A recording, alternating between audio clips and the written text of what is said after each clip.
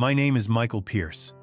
I'm 38 years old and have spent most of my adult life at sea, first in the Navy, then as a marine engineer designing propulsion systems for vessels bigger than houses. I've always loved the ocean. Its honesty, its danger. You always know where you stand with the sea. People? Not so much. Especially not someone like Claire.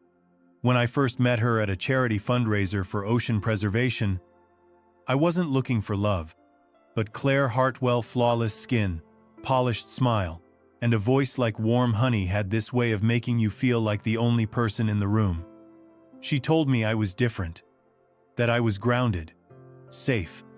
The kind of man she needed in a world full of spoiled men chasing bigger yachts and smaller waistlines. I believed her. God, I believed every word. We married within 18 months. A small coastal ceremony. I wore my father's cufflinks. She wore her mother's pearl earrings. Her family, the Hartwells, were old money legacy wealth soaked in oil and shipping contracts. Her father, Grant, barely looked at me. Her brother, Ethan, laughed too hard at his own jokes and sized me up like I was competition. Her mother, Vivienne, called me Michael, with a sweetness that sounded like a warning. Still, I thought love could bridge the gap. Claire and I built a quiet life together. I handled offshore engineering contracts and spent long days tinkering with blueprints while she curated events, planned fundraisers, and smiled in every room she walked into. She said she liked that I wasn't flashy, that I didn't want to climb social ladders, that I was hers. I let those words hold me, even when something cold curled behind her eyes. 3 years passed. No children. No real arguments. Just this creeping sense that I didn't quite belong in her world, but I held on. Because I loved her. Because I believed she loved me back.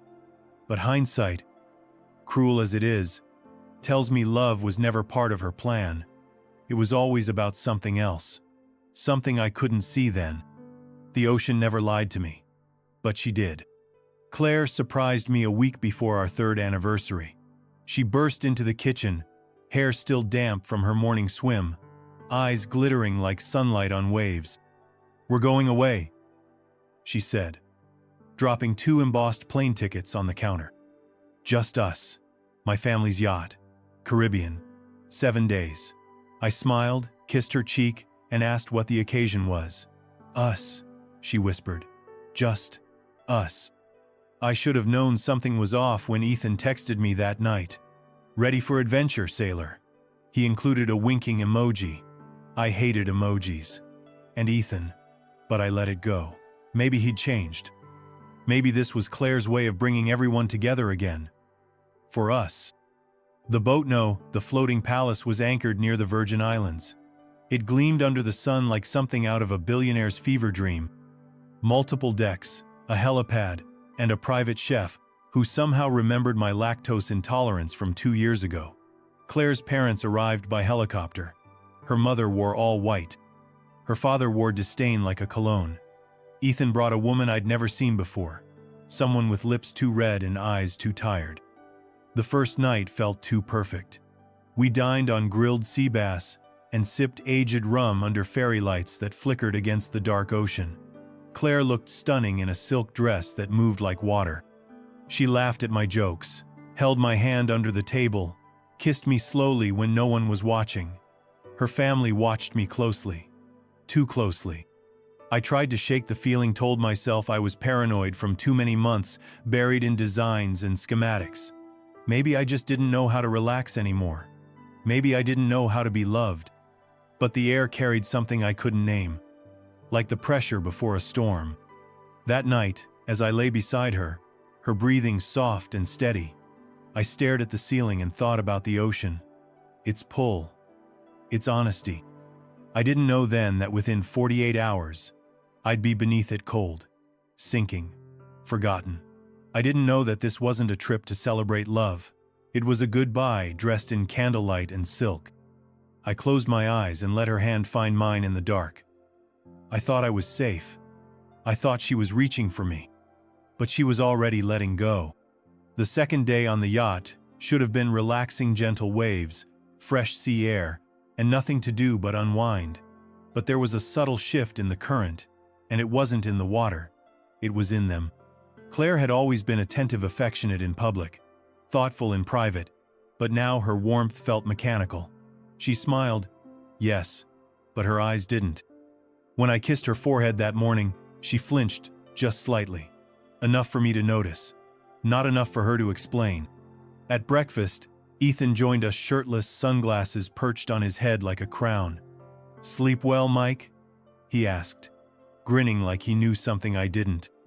"Fine," I replied, sipping coffee that tasted bitter, no matter how much sugar I added. He leaned in too close, his voice low.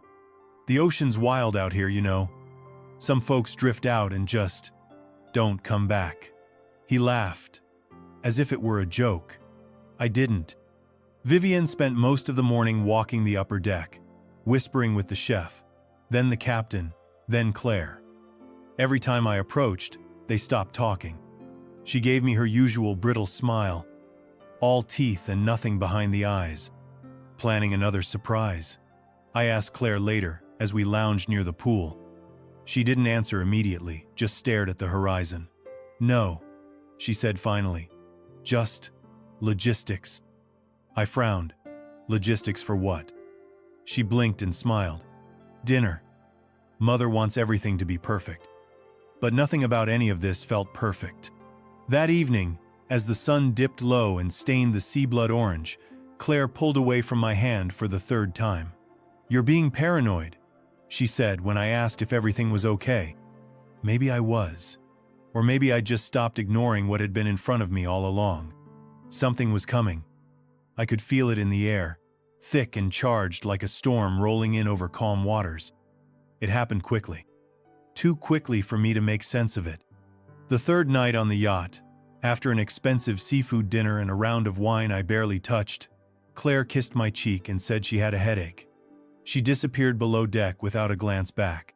Ethan found me an hour later on the top deck, standing at the rail, watching the stars scatter like shattered glass over the waves. "Nice view, huh?" he said, approaching with 2 glasses of scotch. "Thought you could use one." I accepted it hesitantly. The glass was warm from his hand. "You ever think about how small we really are?" he said, gesturing toward the horizon. "Tiny specks, adrift in all this." "Sometimes," I said, "makes you appreciate life more." He laughed, but there was no joy in it. "Or makes you realize how easy it is to disappear." I turned toward him, the hairs on my neck rising. "What's that supposed to mean?" His expression changed just slightly. No more smile, no more casual tone, just a glint of cold precision in his eyes. Then he stepped closer, too close, and shoved. The world tilted. The railing hit my hip, hard, then air, then cold. I didn't even have time to scream. My head smacked something metal, maybe the hull, before I sank into blackness. The last thing I remember was the weight of the water pulling me down into the deep. No cries, no shouts, no help. Only the silence of betrayal and the vast, unforgiving sea closing over my head. I woke to the sound of gulls and the sting of salt in my throat. For a moment, I didn't know where I was. The sky above was impossibly blue, the kind of color that hurts to look at. I tried to move, but my body screamed in protest, muscles stiff, ribs bruised, lips cracked. My head throbbed with dull, rhythmic pain. I was lying on wet sand, waves lapping at my feet like they were trying to pull me back under. A shadow fell over me. A man crouched beside me, dark-skinned, sun-creased, his face etched with years of weather and work. He wore a tattered straw hat and smelled faintly of fish and engine oil. "You alive?" he asked in accented English, shaking my shoulder gently. I tried to speak, but only a croak came out. He smiled gently, kindly. "Lucky man. I saw you floating, barely. Thought you were dead, but the sea spit you out." He helped me sit up slowly. My hands were trembling. "Where am I?" I whispered. He handed me a flask. Small island, just rock and birds. No name. I fished nearby. Name's Mateo. I drank greedily. It tasted like rainwater and salvation. For hours, I lay on a makeshift cot in the shade, while Mateo tended a small fire and boiled fish in a dented pot. He didn't ask many questions, didn't push, just watched me with eyes that had seen men crawl out of worse. When I finally told him what happened, his face darkened. "Your wife's family did this?" I nodded, still not believing it fully myself. He looked out at the ocean. "Then you're not safe going back. Not yet." I didn't say anything. I didn't need to, because somehow I knew he was right. The next morning, Mateo led me to his tiny shack on the coast of a nearby island, no more than a crooked wooden hut propped on stilts, surrounded by drying nets and old paint cans. Inside, a dusty radio crackled softly. A solar-powered TV flickered in the corner. We sat in silence as he flipped through local stations, searching for weather updates. And then we heard it. Still no word on the recovery of Michael Pierce, a marine engineer from California who was reported missing at sea 3 days ago. The yacht, owned by the Hartwell family, claims Mr. Pierce disappeared sometime during the night. He is presumed dead. A private memorial is being held this weekend in San Diego. I froze. Claire's voice came next, soft, mournful, rehearsed. Michael loved the ocean. He always said if he ever died, he wanted to become part of it. I just wish I had the chance to say goodbye. My throat closed. "She's good," Mateo muttered. "Too good." I stared at the screen as they showed photos of me laughing on the beach, cutting our wedding cake, posing at a gala with Claire's arm around my waist. They buried me without a body, without a question. And not one person seemed to doubt it. "They're not just glad you're gone," Mateo said quietly. "They needed you to be gone." I clenched my fists. "She's cashing in," I whispered. "And she's not even waiting." I felt something rise inside me then. Not panic. Not fear. Clarity. They thought I was dead. And maybe, in some ways, I was. But the man who washed ashore wasn't the same one who went overboard. And the one they tried to erase? He wasn't going to stay buried. Mateo managed to get his hands on a week-old newspaper from the main island-own of those high-gloss society tabloids filled with champagne smiles and wedding announcements. Claire's face was on the front page, right below the fold. The headline read, "Tragic Loss at Sea. Hartwell heiress mourns husband's mysterious disappearance." I skimmed the article with trembling fingers. According to the report, I had gone out for a late-night swim after an emotional day and never returned. Claire, heartbroken, told the press that I'd been struggling with unresolved trauma from childhood, that I had become increasingly erratic in recent months, that I was under enormous stress. She made me sound unstable, dangerous, like a man unraveling.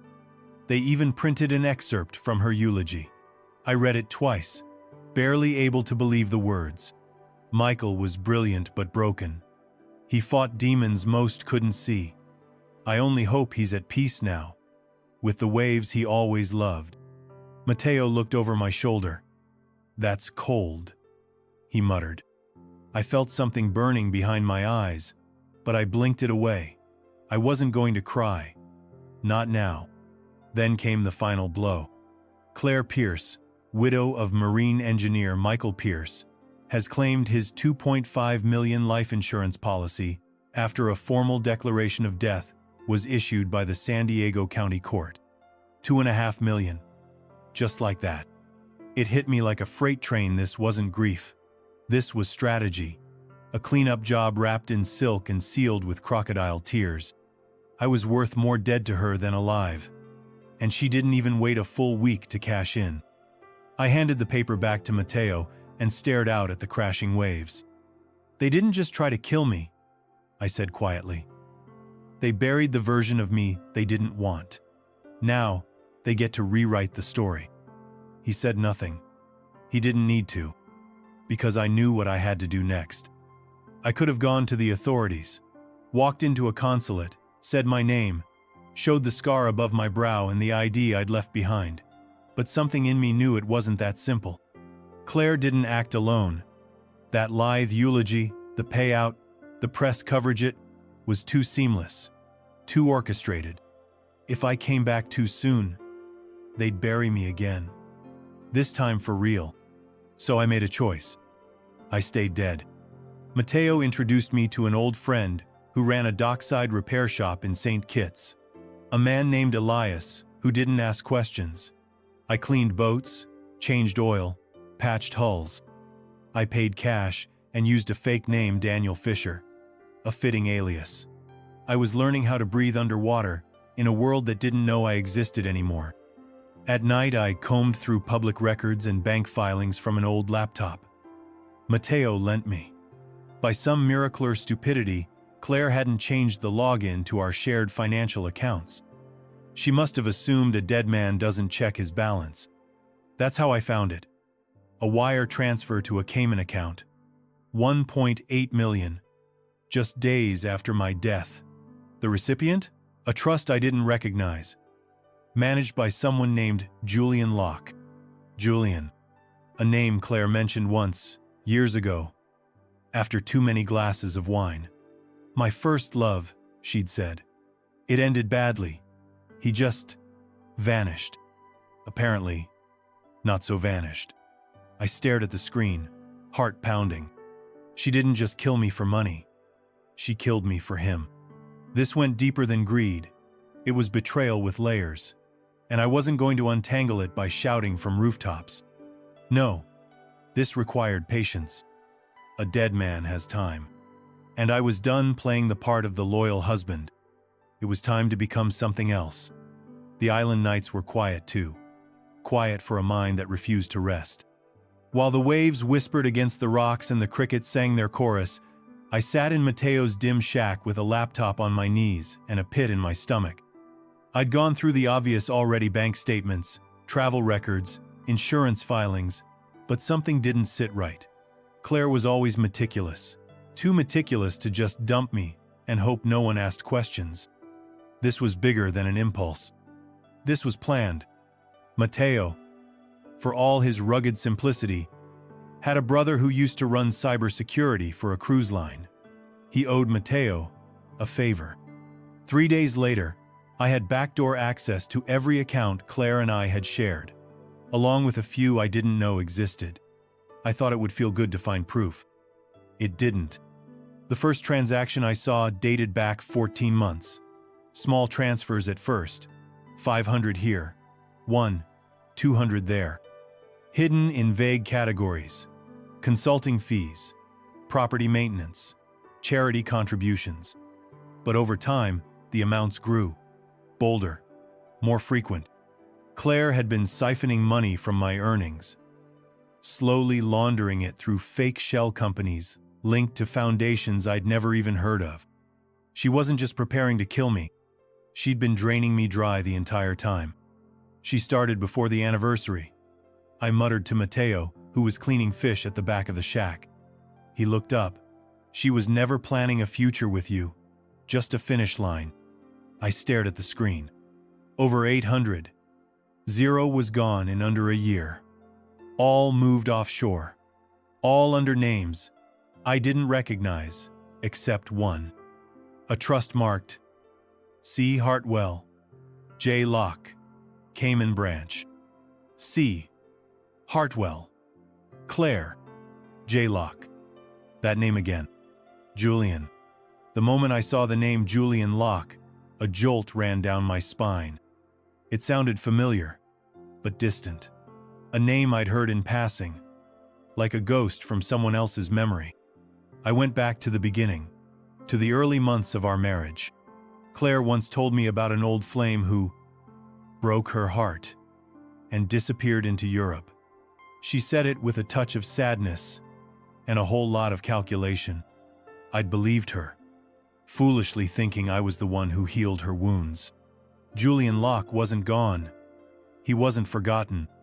He was waiting. And now, he was her co-beneficiary. The offshore account, buried under layers of encrypted banking systems and shell corporations, wasn't just active, it was growing. Monthly deposits, transfers between trusts, travel expenses billed to foreign hotels in Madrid, Milan, Nice. Claire had a whole second life, and I was never meant to be in it. I stared at the records, the timestamps, the balances that made my chest tighten. The dots started to connect in my mind: why she never wanted children, why she always kept her phone locked, why she insisted on handling the boring money stuff. She'd married me for a single purpose: to fund her reunion, to finance her new life with Julian, to erase me from the picture entirely. I closed the laptop, my hands trembling not from grief, but rage. She stole my name, I said aloud. She stole my future. Matteo looked up, his voice steady. Then take it back. The ocean outside was calm, unassuming.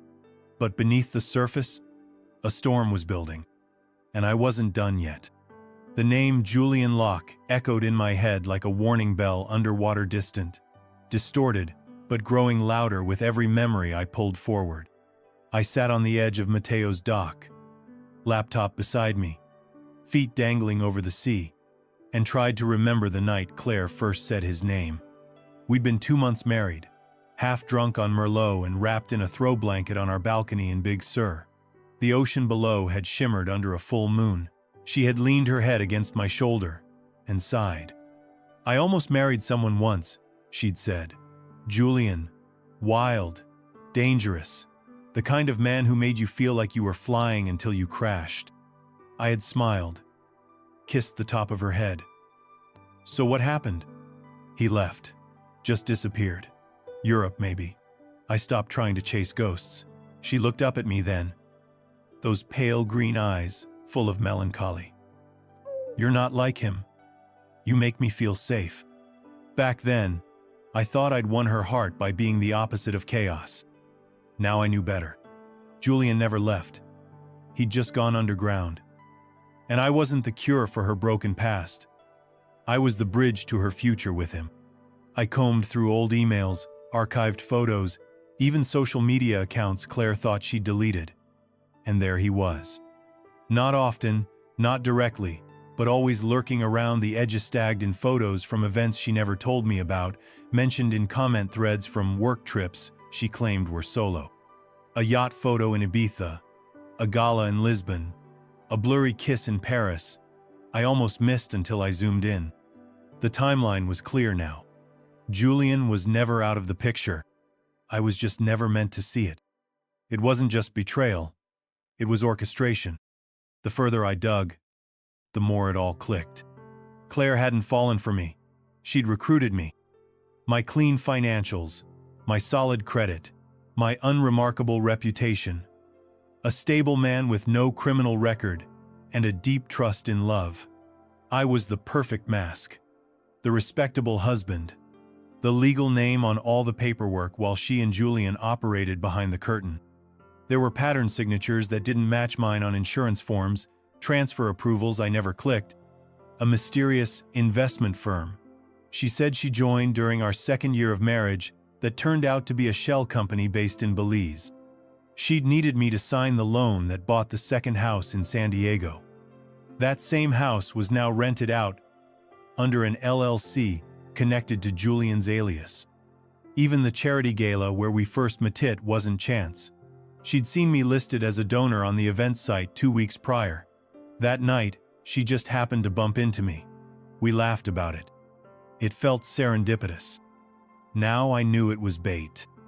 Everything we'd built, every memory I clung to, had been fabricated to fit a timeline designed for someone else's gain. I was never her husband. I was a legal shield, a walking financial funnel, a fall guy who could disappear in the right current, with the right drink, on the right night. But I didn't disappear. And now, I knew exactly who I was dealing with. Claire Hartwell wasn't grieving. She was celebrating. But her toast wasn't to a dead man. It was to a plan that had just started to crack. I used to think the betrayal began on that yacht. Now I knew it started long before, quietly. methodically, with paperwork and premeditated smiles. With Mateo's help, and a few encrypted data pulls from Elias's offshore contact, I unearthed more than I expected. My name, Michael D. Pierce, had been used across 6 separate legal filings I never signed. Life insurance upgrades, estate amendments, corporate loans, and a real estate title transfer I didn't recognize. The signatures were close, very close, but they weren't mine. And the notaries? All connected to Hartwell Legal Affairs. The private family firm Claire's mother, Vivienne, oversaw. I stared at one particular document, an irrevocable beneficiary agreement signed 6 months before the trip. My name at the bottom. Julian's alias listed as a family executor. I'd been erased on paper before I was ever thrown into the sea. Vivienne's fingerprints were all over it. Claire wasn't working alone. Her mother had laid the groundwork. As a former corporate attorney, Vivienne had the skills and the network. Claire had the charm. Ethan? He had the muscle and the audacity to get his hands dirty. The push off the boat? That wasn't just rage or impulse. It was a handoff, the final move in a long con. I remembered the subtle smirk on Ethan's face the night before the trip, his weird toast, his forced cheers to family before we set sail. It was all a countdown. They never expected I'd live to see the second act. Now, they had a problem. Because I wasn't dead. Just very, very quiet. I left the island 2 weeks later under a new name and a new face-shaved beard, shorter hair, tinted glasses. I didn't look like the man in the news clippings anymore. That man was buried at sea.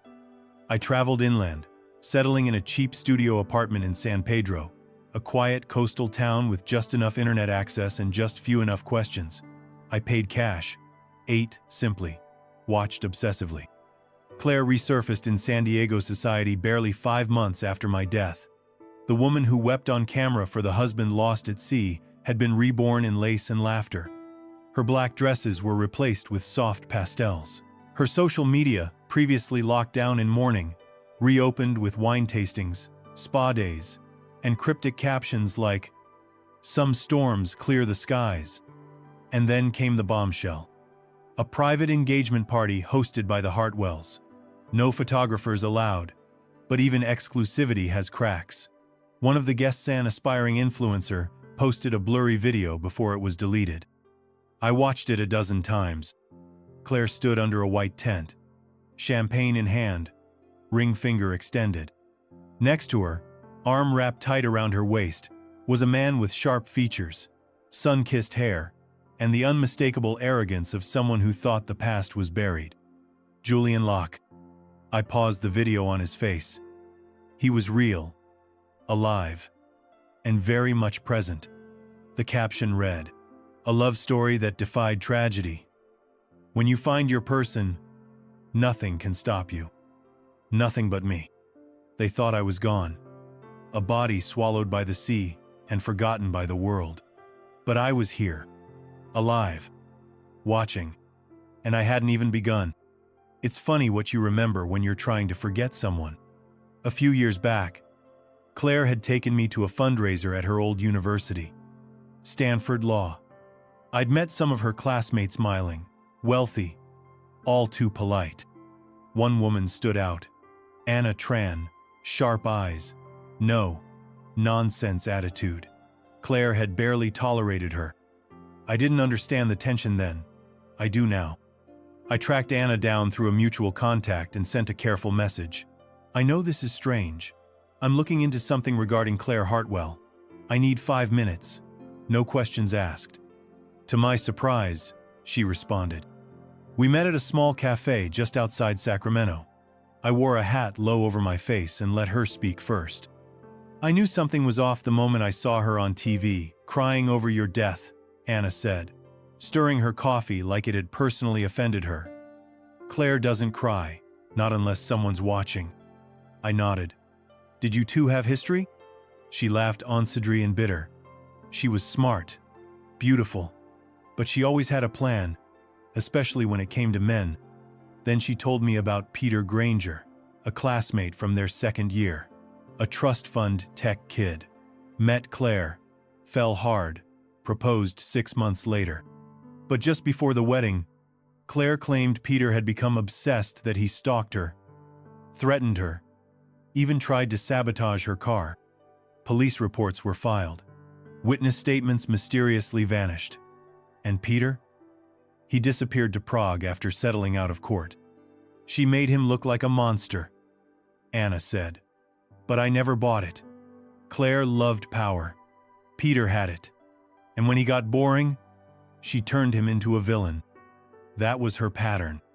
Build trust, exploit it, discard the man, and rewrite the narrative. I had thought I was her first true husband. Turns out, I was just the first one she bothered to kill. I waited 3 days before I called Leah.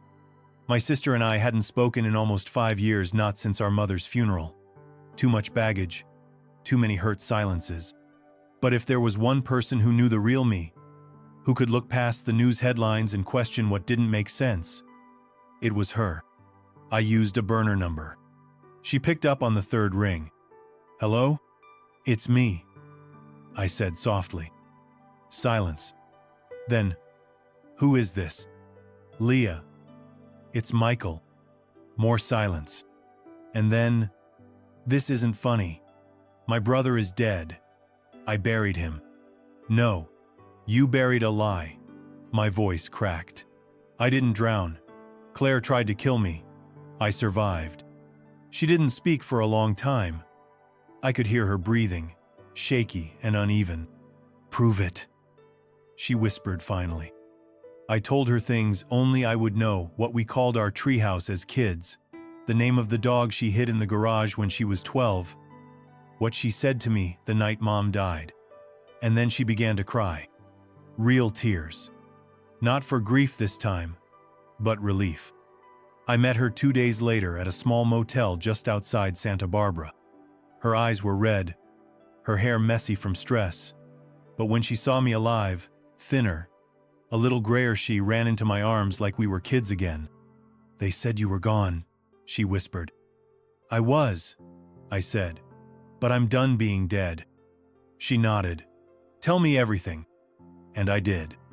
Every lie, every theft, every ghost, named Julian. And when I finished, she sat back, wiped her tears, and said the words I hadn't heard in years. "You're not alone anymore." Leah was always the sharper one between us. While I worked on engines, she worked people. She could read a room in seconds. And she had contact zones who didn't exist on Google and didn't ask questions unless paid to. She introduced me to Tasha Varelli, a private investigator who once worked undercover in securities fraud and now handled high-end family cleanup cases for people who couldn't go to the police. We met in a dusty co-working space in the back of a laundromat. Tasha wore a leather jacket, no makeup, and had the kind of stare that could unpeel you like citrus. "You're the drowned man," she said when she saw me. "I got better," I replied. She raised an eyebrow. "And now you want revenge?" "No," I said. "I want proof. I want the truth on record. I want them to burn publicly, legally. No murder mystery podcast, no whispers. I want it undeniable." She leaned back, assessing me. "You're sure you're ready for this? Because once I start pulling threads, things unravel fast. No hiding once the trap is baited. I've already lost everything. What's left to be afraid of?" She nodded. "Fine, I'll help. But there's one condition." I waited. "You disappear. No leaks. No close calls. No drive-bys on the Hartwell mansion. If you want this to work, you stay dead." I nodded. "Good," she said, cracking her knuckles. "Let's take down the rich kids." It was Leah who got the email. An anonymous tip, no sender, no signature, just a short, cryptic message. "Claire's tying the knot. Same yacht. Same waters. This time, you should be the one watching." Attached was a scanned wedding planner's itinerary. High-profile names. A private cruise. Security personnel. Menus approved by Vivienne herself. The bride listed as Claire Hartwell Locke. The groom? Julian. No last name. I stared at the email for a long time, my jaw clenched. Same yacht? I asked. Leah nodded. She doesn't even care. She thinks she's invincible now. Tasha tapped the itinerary with one painted nail. That's a mistake. Narcissists always circle back to the scene of the crime. Symbolism. Control. She's flaunting it. I muttered. Not just the marriage. The cover-up. Perfect, Tasha said. We'll let her flaunt it. I've already got drone surveillance prepped. We'll outfit the service crew with body cams. If there's ever a moment to break them wide open, it's this. I looked out the window. The sun was setting behind the coastline, golden light reflecting off the ocean like it was watching me. Same water. Same deck. Same people. Only this time, I wasn't the one going overboard. Sleep had become a violent place. Most nights I could fight it off with strong coffee and an overactive mind. But sometimes, when exhaustion won, the dreams came. In them, I was back in the water. The sea was endless, black, and cold. No stars, no moon, just silence. I'd feel the railing against my back, the shove, the fall, the sickening impact of skull against hull. And then that slow, terrible sinking as if the ocean itself had arms, dragging me down like it wanted to keep me. Sometimes, I'd hear Claire's voice. Not screaming, not crying, laughing. And Ethan's hand was always the last thing I saw, reaching out not to save me, but to make sure I stayed under. I'd jolt awake in a cold sweat, the phantom weight of water still in my chest, gasping for air in a room I didn't trust. Tasha told me it was normal. Trauma. Suppressed adrenaline. Leah said the same. It's just a dream, she said softly once. But it wasn't. It was memory. The ocean hadn't taken me, but it hadn't released me either. It followed me like a tide I couldn't escape. Still, I wasn't giving Claire the satisfaction of breaking me. Not in my dreams. Not in real life. She tried to bury me beneath the waves, but I had become something else now. A ghost with a grudge. A month before the wedding, I went back to the place where I died. Mateo took me. The same island. The same reef. The same strip of sand where my body washed up like forgotten wreckage. Nothing had changed except me. I stood at the waterline, looking out over the endless blue. It was calmer now. The wind was light, the sky wide and clear. A perfect day for a funeral or a resurrection. You sure about this? Mateo asked beside me. I nodded. It's time they feel watched. From my bag, I pulled a burner phone. I typed the message carefully, then sent it to a curated list of digital breadcrumbs. Tasha had planted anonymous message boards, a half-dead conspiracy blog, a fake Twitter account tied to a yacht crew gossip leak in San Diego. Crew member says dead husband, from the Hartwell yacht spotted in Baja. Scar on temple, limp on right leg. Looks just like him. It was fiction, but only half. Just enough truth to make someone squirm. We left the island at sunset. By morning, Tasha confirmed the bait had landed. Claire's legal team requested emergency access logs from a Baja marina. Vivian filed a quiet request to review local surveillance footage. And Ethan? He sent an encrypted message to someone in Belize. They were squirming. Good. I wanted them to feel what I had felt in the ocean. Panic. Disbelief. Helplessness. Only this time, they wouldn't drown in water. They'd drown in truth. The yacht looked the same. Same white gloss. Same elegant curve of the deck. Same gleaming name etched into the hull. The silhouette. The place where I died now, dressed in white roses and champagne chillers, waiting to celebrate the woman who tried to erase me. I stood at the loading dock in a navy work shirt, tool belt on my hip, baseball cap pulled low over my brow. Sunglasses masked my eyes.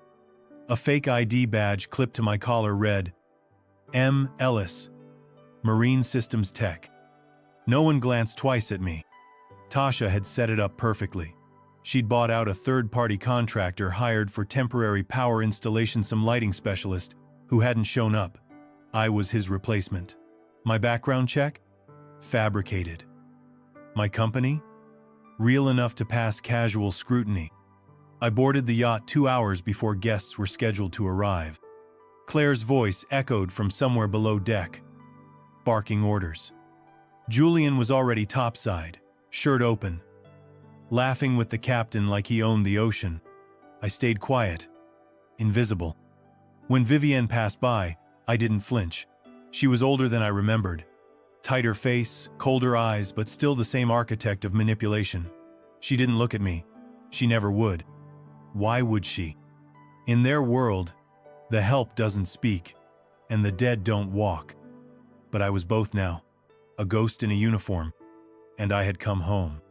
Tasha's gear was tucked inside a nondescript black case labeled Voltage Test Kit. Inside were 5 micro cameras, motion activated, with encrypted live feed routing to her offshore server. While pretending to inspect power access points and check circuit lines, I placed the devices one by one. One under the head table, angled to catch Claire and Julian. One in the bridal suite vent, facing the vanity. One in the corridor, outside the guest cabins. One in the ceiling panel near the bar, aimed at Vivienne's favorite social perch. And one hidden in the bouquet display beside the altar. Each one recorded in real time. Each one backed up 3 different ways. Tasha sat in a van parked at the far end of the marina, watching on split screen. Leah was with her, pale, silent, ready. We didn't want drama. We wanted truth.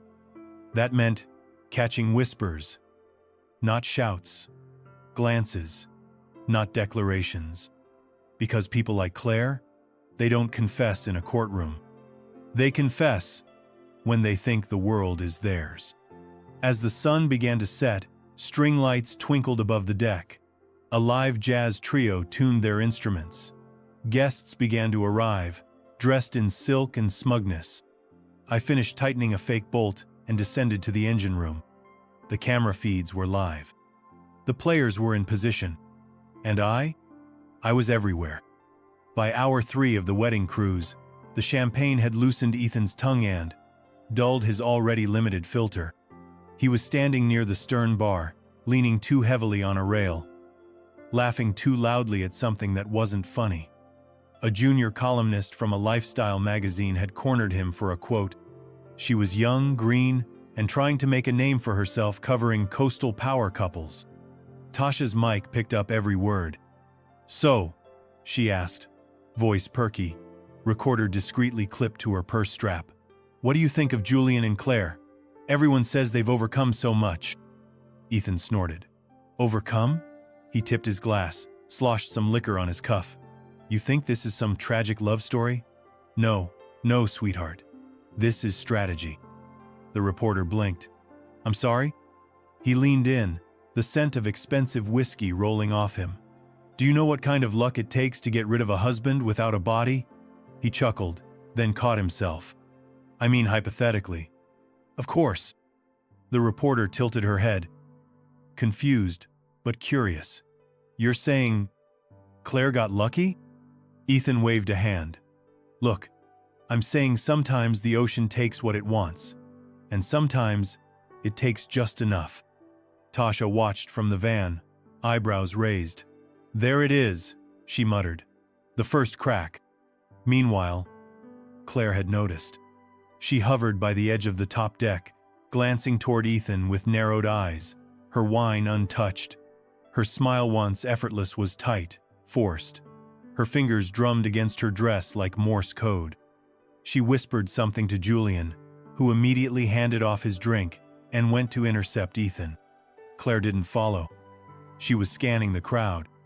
Her instincts had kicked in. Someone was watching, and she could feel it. But it was already too late. The camera above her caught everything. Vivienne Hartwell had always been careful, ruthless, yes but disciplined. composed, a queen in a kingdom built on leverage. But now? She was drunk. Sitting in the bridal suite with her oldest friend, a real estate mogul named Denise Vivienne, had removed her heels and was sipping aged scotch like it was water. Her voice was low, but not low enough. The mic hidden in the bouquet vase caught every syllable. "They think we did it for the money," she said with a sigh. But Claire could have married any rich idiot. No, this was about control. Denise, amused, raised an eyebrow. Control of what? Michael was too honest, too steady. He made her soft. Vivienne shook her head. We needed someone who'd protect the name, not question it. Julian was always the better match. And the accident? Denise asked too quickly. Vivienne's lips curled. Darling, nothing is ever an accident at sea, especially not in open water, after midnight. Denise's smile faltered. Jesus. Vivienne laughed. Don't be so dramatic. No body, no crime. That's the game. Always has been. She toasted the empty room. Outside, the sun was dipping into the horizon. The yacht lights flickered on one by one, casting the entire deck in a soft, golden glow. Inside the van, Leah covered her mouth. Tasha hit record duplicate and backed up the footage for the third time. Claire had cracks. Ethan had leaks. But Vivienne had just sunk the whole ship. The sun was low, bleeding orange across the ocean, as Claire walked down the aisle for the second time in her life. White dress. White lies. Julian waited at the altar like a man who believed he'd won. Behind them, a sea of tailored suits and designer gowns. Everyone smiling. Everyone clueless.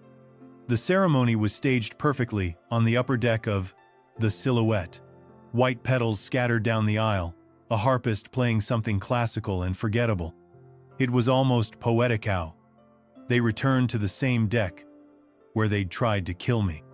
Only this time, I wasn't falling overboard. I was climbing back up. As the officiant began, Tasha's voice came through my earpiece. All cams are live. Police are in position. On your mark. Claire took Julian's hands in hers, reciting the words, "You are the calm in my storm, the light in my darkest hours." And that's when I stepped forward. Off the shadows, into the aisle.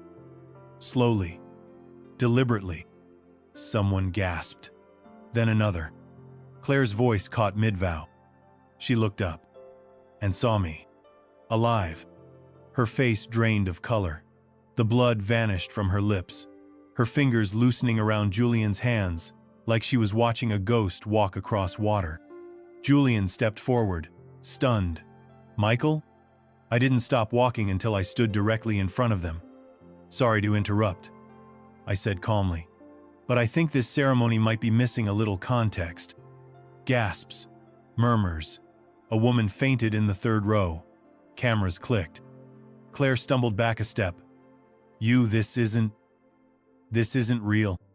No, I said. But the footage is. I nodded to Tasha. Behind me, a hidden screen flickered to life, playing a live cut of the bouquet. Meek Vivienne's confession. Crystal clear. Dripping with arrogance. Nothing is ever an accident at sea. And the crowd turned. In an instant, the fairy tale shattered. The silence broke like glass. Guests leapt from their seats. Someone screamed. The officiant dropped his binder. Vivienne tried to stand, but stumbled on her heels. Ethan pushed through the crowd, face pale, eyes darting for exits. And then came the sound that tied it all together. The distinct clack of approaching footsteps, followed by the command. Claire Hartwell, Julian Locke, Vivienne Hartwell, please step away from the altar and place your hands where we can see them. The officers emerged from below deck plainclothes until that moment, now flashing badges and cuffs. Tasha had coordinated with federal investigators and the San Diego County Sheriff's Office. Every piece of evidence was admissible. Every camera had been time-stamped and archived. Claire's mouth moved, but no sound came out. Julian tried to run. He didn't get far. 2 officers tackled him at the edge of the deck. Vivian's voice rose, shrill and furious. "You don't understand who we are." "I do," the lead agent said. "You're under arrest for conspiracy to commit insurance fraud, attempted murder, and the unlawful declaration of death." The cuffs clicked. Flashes from stunned guests' phones lit up the sky. And just like that, the empire they'd built in charm, inheritance, and lies collapsed in front of their curated audience. Leah appeared beside me, shaking, smiling through tears. "You did it," she whispered. I watched Claire as they led her away. Head down, hands bound. "No," I said quietly. "They did it to themselves." The trial lasted 15 days. 15 days of lawyers spinning half-truths into full denials, of reporters huddled outside the courthouse like vultures waiting for something broken to bleed. But when it was my turn to take the stand, everything else went still. I wore a gray suit. No tie. No theatrics. Just the truth. I looked out over the courtroom past the jury box, past the press, past the wall of Hartwell family attorney Stowe where Claire, Vivian, and Julian sat. Hands folded. Faces frozen. And then, I began.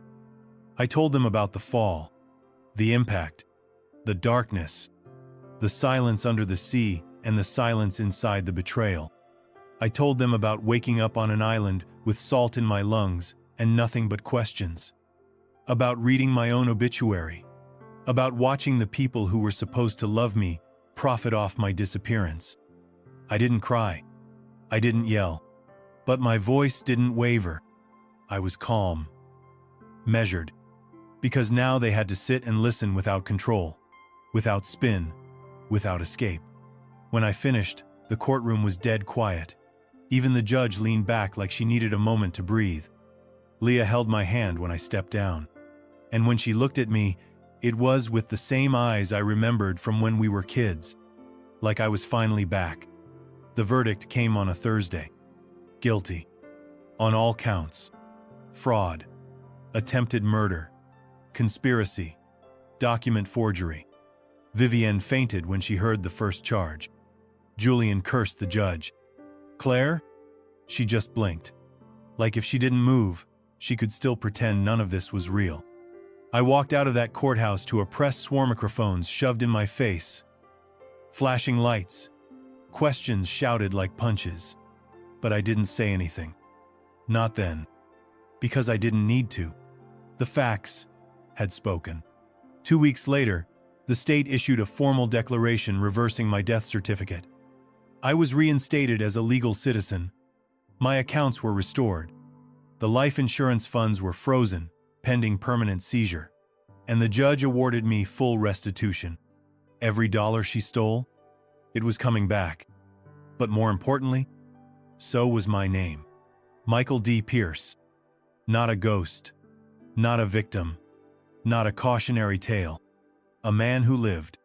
Claire's face hit every news channel in the country.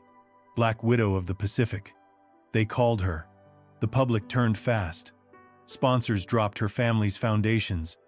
Her name, once synonymous with legacy and style, became a punchline whispered in upscale wine bars.